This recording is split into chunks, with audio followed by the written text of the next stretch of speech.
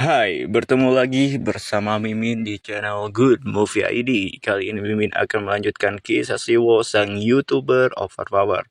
Nah, seperti biasa sebelum lanjut ke cerita, jangan lupa like, subscribe, dan aktifkan lonceng notifikasinya agar kalian tidak tertinggal video terbaru dari channel Good Movie ID.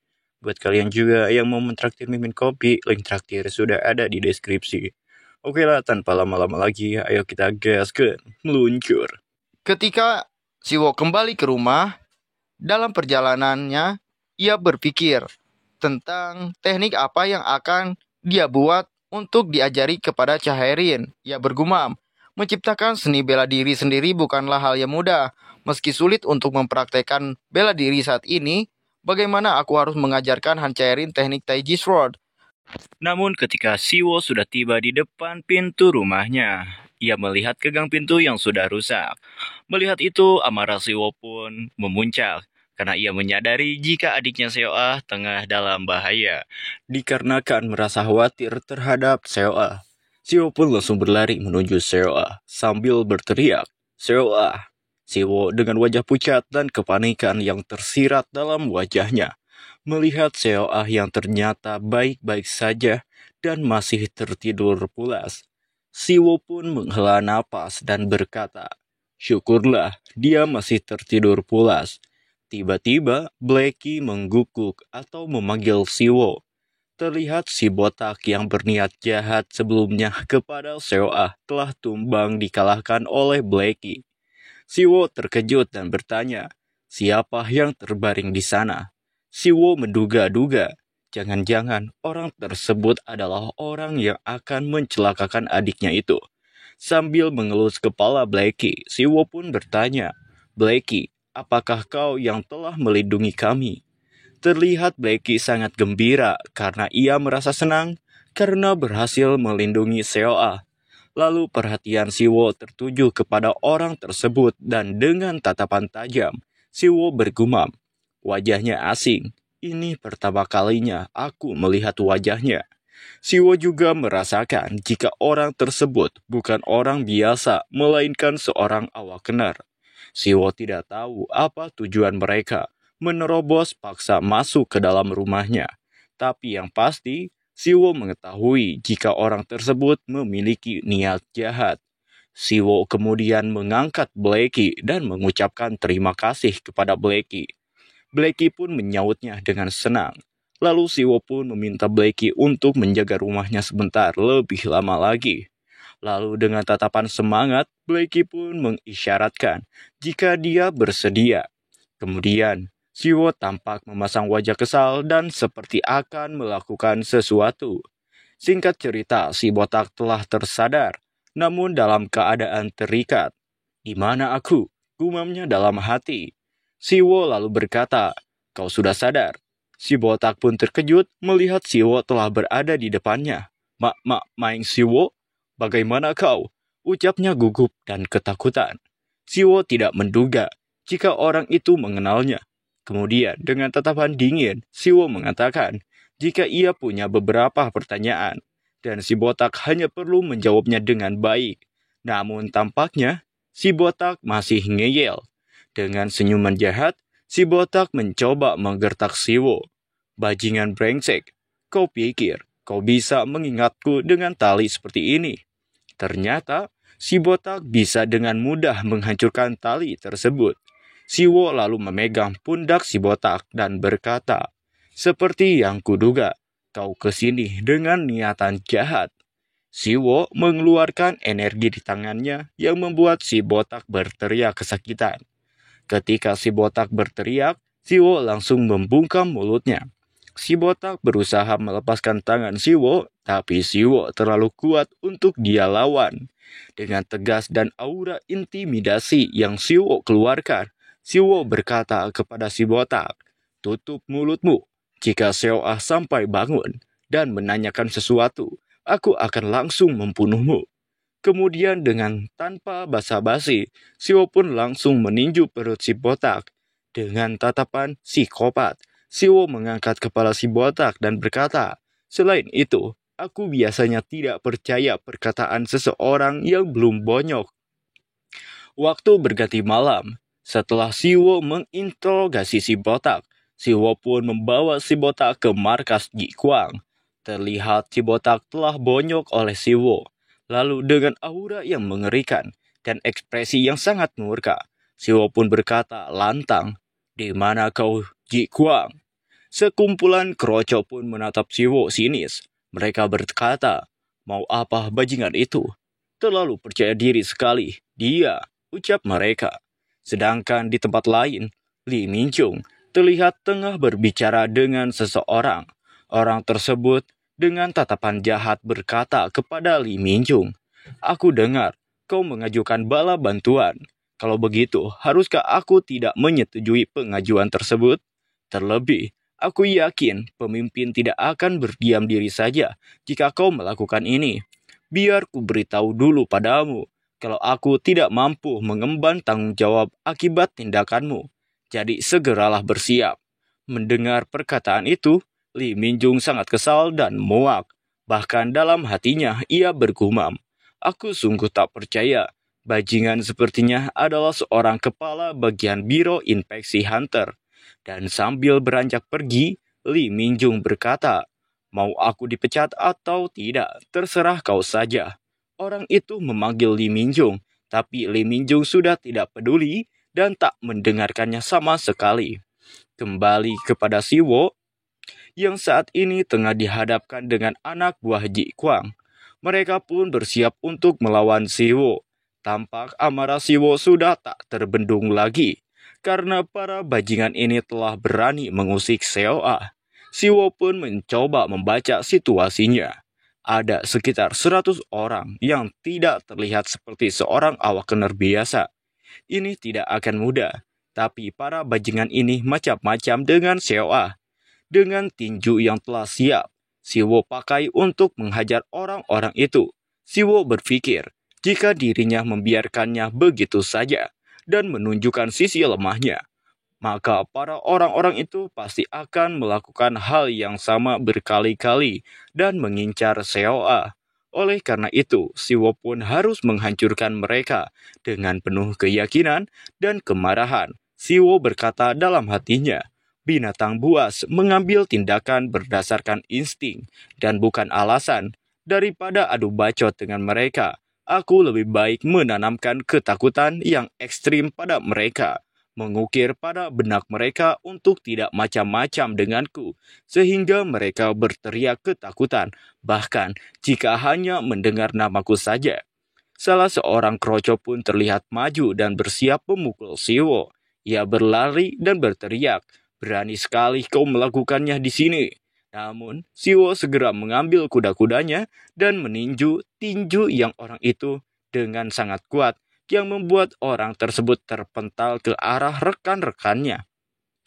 Seketika, para kroco itu langsung kena mental melihat kekuatan Siwo yang tidak main-main. Apa? Orang itu ternyata bukan orang biasa. Lalu si botak yang lain mengatakan untuk tidak langsung serang, tapi mengepung dulu baru serang. Siwo tahu mereka akan segera mengeroyoknya. Siwo lalu bergumam dalam hatinya, dalam pertarungan keroyokan, mereka pasti akan maju berbarengan. 3 orang sekaligus, dan paling banyak 5 orang. Mereka tahu kalau lebih dari itu hanya akan menyebabkan kekacauan, sehingga pertarungan menjadi kurang efektif daripada 1 versus 1. Siwo lalu membayangkan sebuah formasi yang mungkin akan mereka pakai untuk menyerangnya dan menyudutkan Siwo. Di sisi lain, sekumpulan orang membuat satu formasi dan menyerang secara bersama tanpa salah serang dan kacau. Koordinasi yang sempurna satu sama lain dalam suatu formasi taktikal. Tentunya, ini sangat memalukan untuk disebut sebagai formation art. Tapi, mereka berhasil menirunya sampai pada tingkatan tertentu. Seperti yang kuduga dari para kriminal yang lebih sering menyerang orang lain daripada monster. Siwo lalu mengingat perkataan gurunya yang ada di GitHub. Jika Siwo sedang berhadapan dengan posisi seperti ini, gurunya itu memberitahu Siwo cara untuk menghancurkan formasi tersebut. Kunci untuk menghancurkan formation art sangatlah simpel. Pintu kehidupan dan kematian. Kau bisa memulainya dari membedakan kedua hal tersebut. Terdapat beragam formation art, tapi pada akhirnya itu hanya bermula pada satu prinsip di ujung 16 upright dari titik Heavenly Charger, di pusat 12 upright dari titik Earthly Charger, sambil melesat maju ke arah para keroco. Siwo pun berpikir, bahkan jika aku coba mengingat apa yang dia katakan, aku tidak memahaminya, tapi aku sekilas bisa melihatnya. Di sini, Siwo pun tampak melihat sebuah celah kecil di antara para keroco tersebut. Ia mengingat perkataan Zhu Heliang yang mengatakan kalau itu adalah sebuah pintu kehidupan besar. Lalu dengan kecepatan kilat, Siwo pun menghajar orang-orang itu dengan sangat mudah. Kroco lain yang melihatnya pun sangat terkejut. Mereka seakan tak percaya dengan apa yang mata mereka lihat. Mustahil, apa yang sedang terjadi? Siwo tampak mengamuk. Tiada ampun, aura intimidasi yang kuat serta rasa amarah yang telah menyelimutinya membuat tekadnya semakin bulat. Dijelaskan, jika tubuh manusia memiliki titik vital yang beragam, yaitu titik Renmai, Yuan Sui, Xia Huang, dan di mana para titik akupoin pusat Qi berada. Siwo terus melanjutkan serangannya dengan menotok semua titik-titik vital musuhnya itu. Siwo bisa melihat pintu kematian musuhnya ada di mana-mana, tapi Siwo tidak bisa melihat pintu kehidupan mereka. Ya, walaupun Siwo telah mengamuk sebisanya, tapi pada akhirnya Siwo pun berhasil dikepung oleh para kroco tersebut. Dan tampak Siwo juga sudah mulai kelelahan. Dalam situasi ini, Siwo pun mengingat perkataan dari Hercules. Tak peduli betapa hebatnya seseorang menghadapi ratusan orang yang menyerangmu secara bersamaan adalah hal yang sulit. Tidak ada yang bisa menghadapi musuh yang berkumpul dalam satu grup. Karena situasinya akan semakin rumit jika para kroco berkumpul jadi satu. Namun menurut Hercules, karena dirinya kuat, itu tidak berdampak kepadanya, karena dia bisa dengan mudah mengalahkan para kroco itu. Tapi mungkin bagi Siwo sekarang, mungkin masih kesusahan. Hercules mengingatkan Siwo, ada saat di mana kau tidak menemukan jalan keluar, jalan yang ditutupi oleh musuh-musuhmu ketika bertarung. Dan jika itu terjadi, ada sesuatu yang harus Siwo lakukan. Namun entah apa perkataan selanjutnya dari Hercules karena kalimatnya berakhir di situ. Kembali kepada Siwo yang saat ini sudah dikepung. Orang-orang keroco itu pada tertawa terbahak-bahak karena Siwo sudah tidak bisa berbuat apa-apa lagi. Salah seorang keroco gondrong pun menghampiri Siwo dan berkata, "Nak, berhenti bersikap ceroboh dan pulanglah sana sebelum hal yang tak diinginkan terjadi," ucapnya. Sambil menyentuh pundak Siwo, orang tersebut lalu mendekatkan wajahnya kepada Siwo dan dengan ekspresi jengkel ia berkata kembali, "Apa kau tahu siapa itu Myung Ji Kwang?" Orang itu lalu meminta Siwo untuk segera pergi jika Siwo masih ingin tetap hidup. Tapi tentunya Siwo bukanlah bocah biasa. Dengan dingin Siwo bertanya kembali, di mana Myung Ji Kwang berada? Tentu orang itu pun tersulut emosinya. Ia geram karena telah mencoba memperingati Siwo, namun Siwo tidak menurutinya. Bocah sialan, kau harus dihajar dulu baru kau akan tahu. Tapi perkataannya tidak dilanjutkan karena Siwo sudah mengeluarkan kekuatan penuhnya. Kemudian melanjutkan perkataannya Hercules yang sebelumnya, yang mengatakan jika Siwo dalam posisi melawan banyak lawan, hal yang harus dilakukan oleh Siwo adalah membuka jalan secara paksa. Si botak yang baru tersadar pun kini sangat terkejut karena melihat Siwo seperti layaknya seekor monster. Siwo ternyata menggunakan kekuatan super strength-nya dan seni tarung dewa Hercules. Karena menurut Hercules ketika Siwo sedang dikepung, maka yang harus dilakukan Siwo adalah menumbangkan satu persatu musuhnya.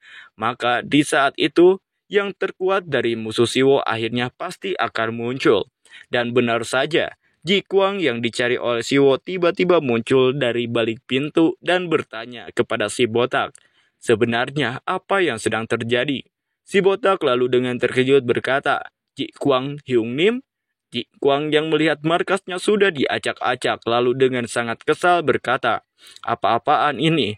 Apa yang sedang terjadi saat ini? Siapa bajingan ini?" Sebelum si botak menjawab, Si Wo telah berada tepat di hadapan Ji Kuang dan telah siap menghajarnya. Si Wo pun tanpa basa-basi langsung menghajar wajah Ji Kuang dengan tinjunya, sehingga membuat Ji Kuang terpelanting ke tembok.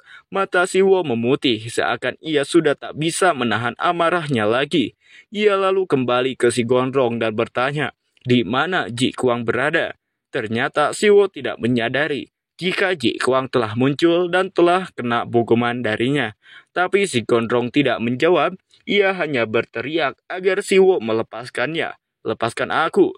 Sekali lagi Si Wo mengeluarkan auranya untuk mengintimidasi si Gondrong, sehingga si Gondrong ketakutan dan dalam hatinya ia berkata, "Bagaimana ia sekuat ini?" Kemudian, karena si Gondrong tidak mau mengatakannya, Si Wo pun langsung meninju perut si Gondrong, sehingga membuat si Gondrong pun terpelanting juga. Sontak melihat si Gondrong tumbang, rekan-rekannya pun tersulut emosi dan bersiap menyerang Si Wo. Sambil menyerang Si Wo, mereka berkata, "Kau bahkan tidak tahu posisimu sekarang sedang di mana." Si Wo hanya tertunduk diam tanpa membalas perkataan mereka. Mereka pun sudah berancang-ancang memberikan sebuah serangan kepada Si Wo. "Sepertinya kau cukup percaya diri dengan kemampuanmu," ucap mereka. Si Wo pun mulai menggunakan teknik andalannya. Si Wo mengangkat kakinya dan menghentakkan ke tanah. Lalu ia bersiap dengan tinjunya. Dan bam! Si Wo melepaskan tinjunya yang membuat kedua orang itu juga terhempas sangat jauh. Setelah menghempaskan kedua itu, Si Wo bergerak dengan cepat lagi ke arah dua orang lainnya. Yang satu Si Wo banting ke tanah, namun kepada orang yang satunya lagi Si Wo bertanya terlebih dahulu, "Di mana Ji Kuang berada?" Tanya Si Wo lagi. Sebelum tahu apa yang selanjutnya terjadi, cerita berpindah terlebih dahulu ke markas Biro Inspeksi. Seseorang melaporkan ke Li Minjung jika ia mendengar laporan kalau pandemonium telah bergerak. Tentu mendengar itu, Li Minjung pun terkejut. Apa? Apa lokasinya sudah ditemukan? Bawahannya itu mengatakan jika ia belum tahu tepat lokasinya. Namun jejaknya sangat jelas. Jadi dipastikan mereka akan mengetahuinya sebentar lagi. Mendengar itu, Li Minjung pun bergerak cepat dengan memberikan perintah. "Segera kumpulkan anggota tim 4 dan ajukan bala bantuan dari pasukan yang lain." Bawahannya itu pun segera melakukan perintah dari Li Minjung. Bahkan Li Minjung menginstruksikan agar anggota yang tidak bisa bergerak pun untuk diseret agar bisa ikut. Dalam hatinya ia juga berpikir jika ia juga harus ikut dalam misi kali ini. Namun ketika itu, tiba-tiba seseorang datang dan mengatakan, "Tunggu, ketua tim Li Minjung. Maafkan aku melakukan ini ketika kau sibuk. Tetapi ada kasus urgent yang baru saja masuk. Sepertinya kau harus pergi mengatasinya," ucap orang itu yang mengatakan ada sesuatu yang sangat terjadi. Namun dengan dingin Li Minjung menolaknya mentah-mentah. "Maaf, aku tidak bisa melakukannya saat ini." Tapi orang itu mengatakan jika ini adalah perintah langsung dari pemimpin. Sontak Li Minjung pun terkejut. "Pemimpin?" ucap Li Minjung. Lalu orang itu menjelaskan, telah terjadi dungeon shock di dungeon kelas C yang ada di Shangdodong. "Aku rasa kau harus segera bergegas ke sana." Li Minjung lalu berkata, "Apa harus aku yang ke sana? Sedangkan aku ada urusan lain. Minta saja tim lain untuk mengurusnya."